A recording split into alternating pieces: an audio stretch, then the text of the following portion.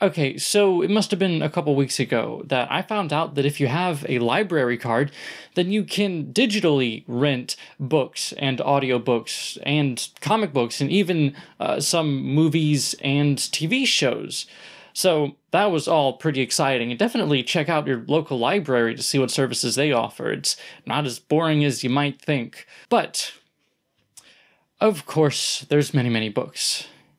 And there's a few in there that are not so good, not so helpful, not so healthy to the general public.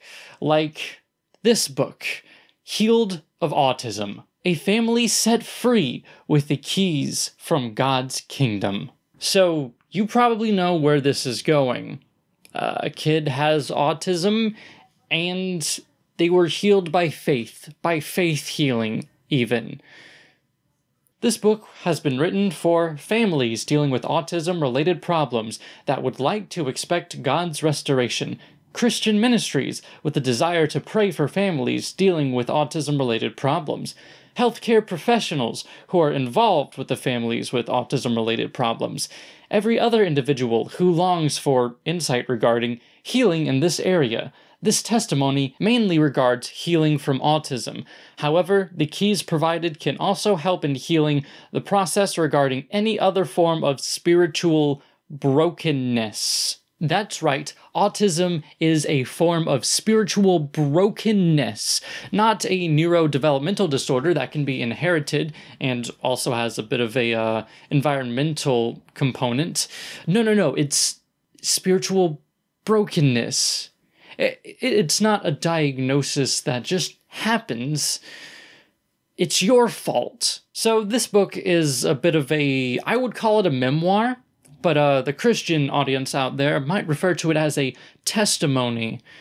So it's not an exact how to heal yourself of autism, although it kind of is that. The first half of the book kind of deals with like their personal journey, and then the latter half is kind of like, here's what we learned and how you can apply it to your spiritual brokenness. But before we get to the actual book, they have dedication, acknowledgements, endorsements, a foreword, and a preface. This isn't like specific to this person or to this sort of genre of book, but like, I don't understand, why do they have so much reading to do before you read the book that you want to read? I don't understand it. Let's skip all of it. In fact, it only really starts getting interesting in Chapter 2, The Battle, particularly here. As if that wasn't enough, it appeared there was a waiting list for the youth clinic, and we had to call in foster care to separate our children to prevent them from causing more damage to each other. They were continuously chasing each other, using physical, but mostly a lot of verbal, violence. They wished themselves and their brother dead multiple times a day. Aside from that, there were tantrums that lasted for hours on end, in which they screamed a lot and hurt themselves. They used to pinch themselves really hard, literally pull the hair from their heads and bang their heads against the walls. We felt completely powerless and were close to despair when this happened. Now, I'm a bit afraid to say this because I don't really want to downplay any sort of mental issues that may have genuinely caused this, but this is kind of an inkling that they might be bad parents. Now, to be clear, I don't know for sure whether they are or not. I don't know how honest they are being in this book. I don't know if they're giving us all the information. I don't know if they're exaggerating or whatnot. And to be fair, I pretty much skimmed this whole book because I didn't have the time to sit down and read through all of it. So I'm probably missing a whole lot of information. But I would think that good parenting would really help these sorts of situations. You should really know how to handle these tantrums and should be able to instruct your child on how to handle their emotions and how to behave. Now, to be clear, if there are genuine issues that get in the way of that, then yeah, it might be a bit more than two parents can do, and that's when you should get a therapist. But what exactly did they do to help the situation? I don't really know. They might not have done much. they don't really say, at least as far as I've skimmed. But let's go on over to chapter 3, the promise. Now, most of this chapter is just about them praying, right? And I can understand, it's a very tough situation. They have 2 kids that are diagnosed with an autism spectrum disorder. They can't get along for the life of them, and it seems like there's nothing that they, as parents, can do. So, they're praying and seeking help from religious leaders and their, religious community. At the end of the chapter, he says, blah, blah, blah. He also told me what God had told him about our children, that they could be healed from their autism. My initial response, which has lasted quite some time, was that God could definitely provide much support in raising our children, but healing? No, I didn't think so. This was autism. People don't heal from autism. And you know what? You were right. People don't heal from autism. And your children weren't healed of autism. We'll get to exactly what happened later. But there's no cure for autism. Not even faith healing, not even praying, not even the laying on of hands. God doesn't cure autism either, believe it or not. Now, to be fair, those with autism can learn to cope, and therapies can definitely help with that. They can learn to better interact with other people and sort of manage their symptoms. But the thing about autism is that you have to live with it every day. It doesn't change. It doesn't go away. Your mindset as an autistic person doesn't just automatically disappear. You don't just magically start thinking and behaving like everyone else, like a neurotypical. But let's skip a whole bunch more to chapter 5, the deliverance, where they say, Sunday the 2nd of March, 2014, would be the day. We would pray for our children's splinters. Wait, that's actually a typo. I didn't see that before. I don't think they're professional writers. We can cut them some slack. But the word splinter, I couldn't find the origin of this because I didn't bother to try. But it's like a metaphor or a euphemism for like some sort of issue in their life. I'm sure there's a bigger metaphor that this fits into, but they keep saying splinter, and that's kind of like an issue that they have within themselves. I think, let's go with that. The couple of weeks that preceded this were hard. God had asked me to fast. Aside from this, I was struggling with my own expectations. These were so immensely high that I was afraid of blowing it, and God had linked so many promises to this moment too. Fortunately, God informed me that everything was in His hands. Let's imagine for a moment that, let's say a Muslim told you that Allah spoke to him and told him that everything was going to be okay and everything was going to be all right. Or that, say, a Hindu said that one of his gods that he believes in told him that everything was going to be okay and that he got this. I don't know if that would be Vishnu or whatever. Or, I don't know, let's say somebody in a sort of New Age movement says that he can just feel the energy that everything is going to be okay, right? You'd think they were crazy, and rightfully so. If someone of any other faith, of any other religion, said that exact same sort of thing, you'd think they were nuts, or somehow mistaken, or that they were caught up in their emotions. But the way that Christians say it is no different. Let me put it this way. You could definitely feel in an emotional time that there was someone comforting you, that there was a sort of higher purpose, whether God was actually speaking to you or not, right? So how would you know as a Christian whether God was really legitimately talking to you versus you just feeling something in the emotion of that moment? Am I making sense? I don't know if I'm making sense, but at any rate, this clearly shows their desperation because, their situation, again, is pretty dire. And there doesn't seem to be anything that they can do. So they really want an answer, and they cling to religion as that answer because it promises to be that answer. But there's no real answer in that either, because again, faith healing doesn't work. If you don't believe me, well, let me put it this way. There have been many studies that have tried to document faith healings, and they show up nothing. It has all of the hallmarks, trademarks.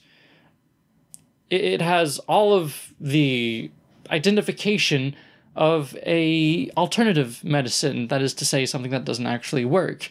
You know, the typical things like placebo effect, nocebo effect. It could be just natural course. You know what? Next video, we're going to get real deep into that. But let's continue. Ohnme and I were led by the Spirit that Sunday, and we in turn led our children through the prayer that God had provided us with for the healing of our splinters.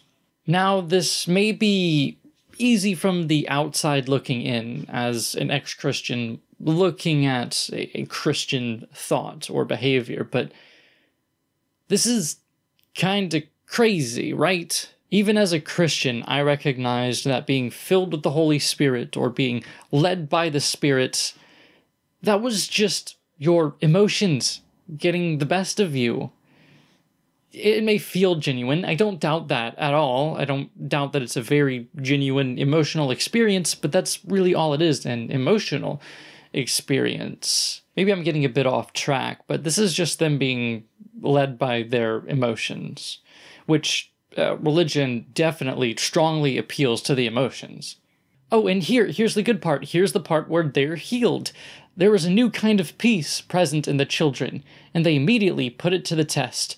They went outside to play ball with rules that used to cause tensions and get them fighting. Baffled by the result, they returned home. They had succeeded in playing together without fighting. And then later, Ohnme says they had managed to play peacefully together. This was really the first evidence of healing. Wow. So, that's being healed of autism. Being mature enough to handle being around your siblings. Just because you can handle other people doesn't mean that you don't have an autism spectrum disorder. Now, again, to be fair, I don't doubt that they genuinely had issues that made them difficult children. But this is just one thing that they were healed from, and that's their ability to get along. What makes you think that this was your prayer or God healing you when it was pretty clearly stated that these children went through therapy? Ohnme even stated, and I quote, "The children didn't immediately experience some kind of change. Deep down, I had hoped that they would have this feeling that a switch had flicked. This wasn't the case, but they did tell us that they felt an enormous peace surrounding them." So apparently, God miraculously healed them of their autism, but in order to do it, they had to go through weekly therapies, and with that weekly therapy, it was a slow process. Maybe, just maybe, perhaps, this was a result of the therapy, as, you know, is shown to genuinely help people with autism spectrum disorders. Because that's what you do when, you know, you're having mental health issues and you don't really get along well with family members.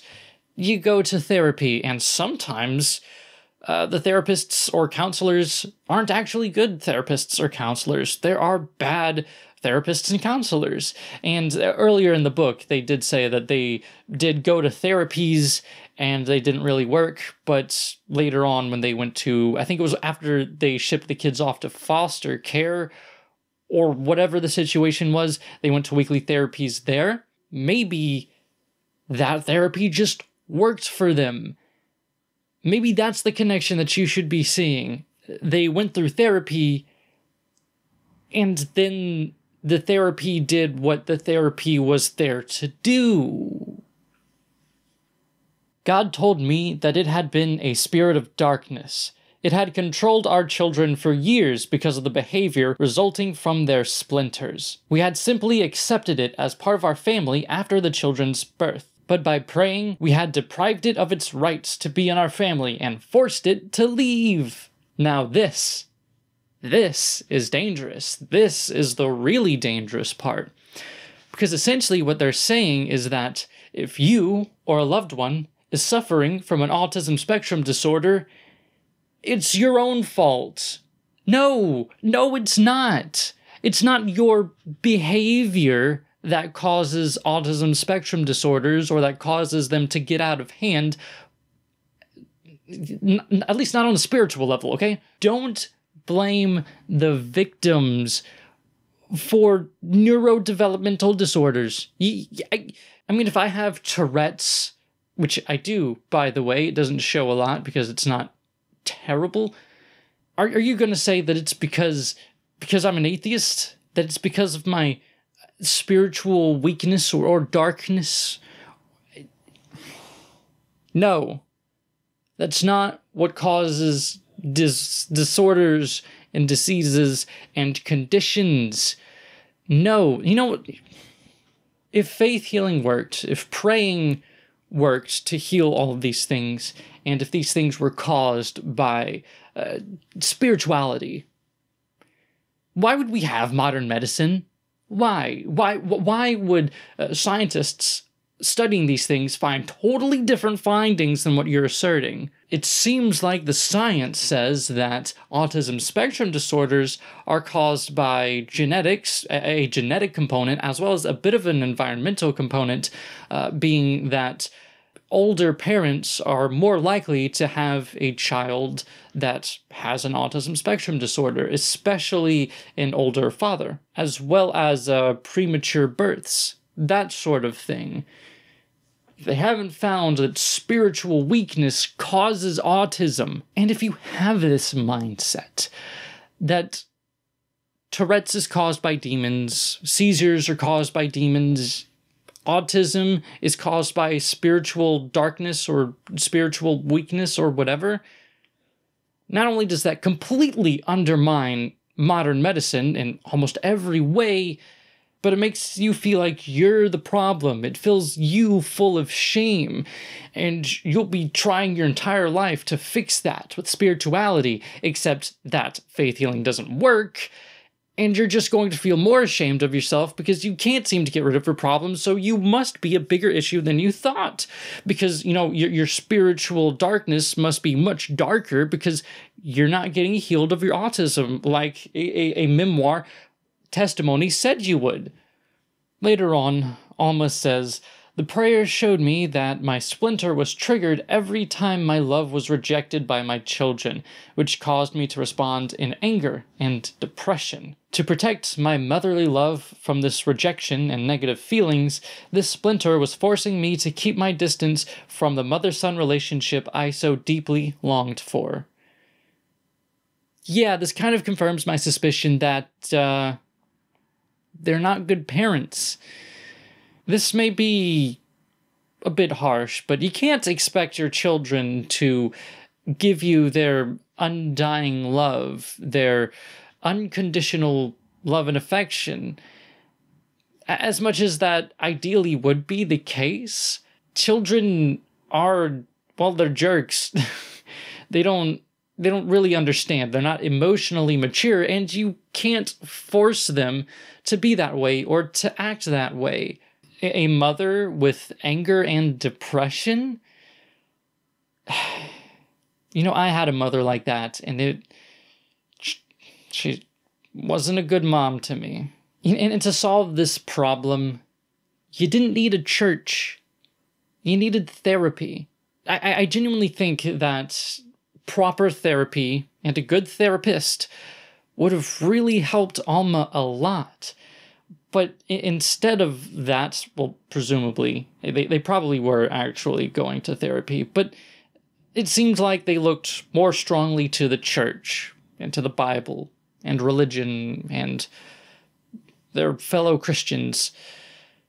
But that's not the healthy route to take. Sure, it gives you comfort. It definitely gives you a whole lot of comfort. Again, religion really, really strongly appeals to the emotions, but don't let that be a substitute for more proper help.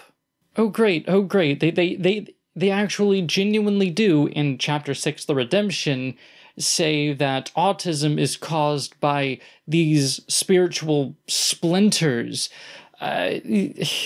Basically, they say the splinters are passed on through generations, and then they say the medical world suspects that autism is passed on through the male bloodline, and that the disorder worsens in the newer generations. If we translate that idea to spiritual DNA, as explained above, this conclusion makes complete sense. God clearly showed me that autism is the result of a splintered soul. No, it is not. No, it is not. I mean, it's not terribly uncommon for emotional issues to be passed down from generation to generation, not only with, genetic predisposition to, say, depression and anger, but also just terrible parents being terrible parents to their kids.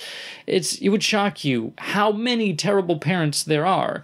In fact, I haven't come across that many genuinely good parents. Just because you see this correlation doesn't mean that it's genuinely causing autism. We don't have a cause for autism, right? And any of these guys will tell you, like, medicine and science says that they don't really know the cause. And that's kind of true, right? But then people still go searching for a cause. Like, it's this, it's that. Different systems will have different explanations, but they're false promises, and very, very dangerous false promises. Like, we have an explanation. You crave an explanation for this inexplicable thing?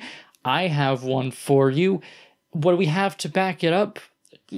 Personal experience and a sample size of 1, or maybe 2, because there's 2 children. Yeah, no, you didn't figure out, you didn't crack the code that no scientist has been able to do before. You didn't beat the professionals. Sorry to tell you, that's not what causes autism. That in chapter 7, The Trumpet, half a year ago, we had to keep the children physically apart because touching each other would always escalate into a fight. Now they are reclining on the couch together or sitting next to each other on the bed, playing video games. So much has changed in such a short time. Yeah, that's not what autism is. Autism is... I don't feel like explaining what autism is right now, but people with autism can still very well get along with other people. I suppose depending on their particular symptoms. But your child can still have autism and get along with other people. Maybe it was more difficult early in childhood, and they've learned to get past it with, time and therapy. This doesn't mean that your child has gotten rid of their neurodevelopmental disorder. They're like, they're not fighting anymore. That's all we wanted. That's all we wanted. They're healed.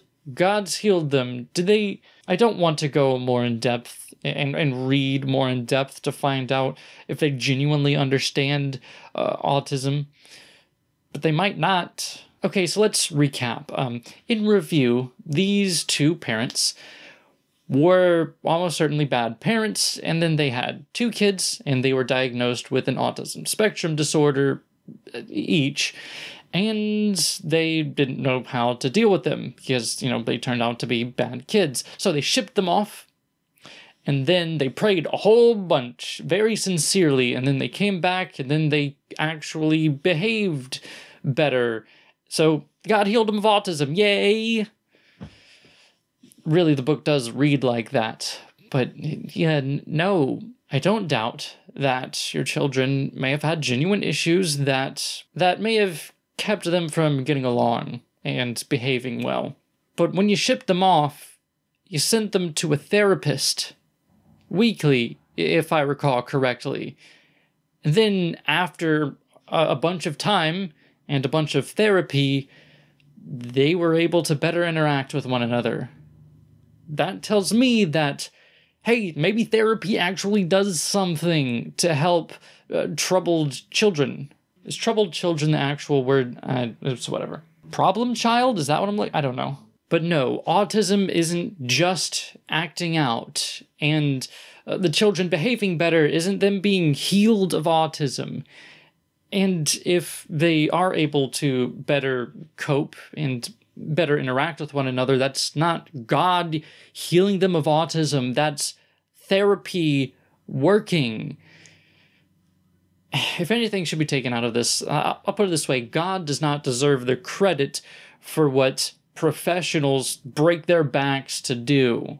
Anyhow, thank you for watching the video. This is the end of it. This is the end of the video. I hope you enjoyed it. And if you did, well, I mean, first of all, give me a thumbs up. Let me know that you liked it. But stay tuned for next video, because next video is in the same vein, but it's much juicier. It goes much deeper. So I guess just, you know what? If you subscribed, you would catch it when it was uploaded. Funny how that works. Unless you just want to, like, check every day, because I'm not telling you when I'm uploading it. I'm not telling you. So you got to keep checking back until it pops up.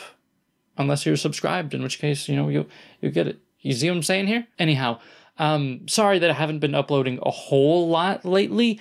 That's been due to a number of reasons. But one of them is that I've decided that I'm not going to try to rush myself to put out a video. Instead, I would rather take all the time that I think I need to produce a quality video, take as much time to research and to edit as I may need. Because, I don't know, there were a couple ideas that I've scrapped because I just wasn't happy with it. And these were things that I was trying to do, videos that I was trying to make, because I really wanted to get a video out this week, because I want to do these things weekly, but I might slow down a little bit. But, okay, final announcement.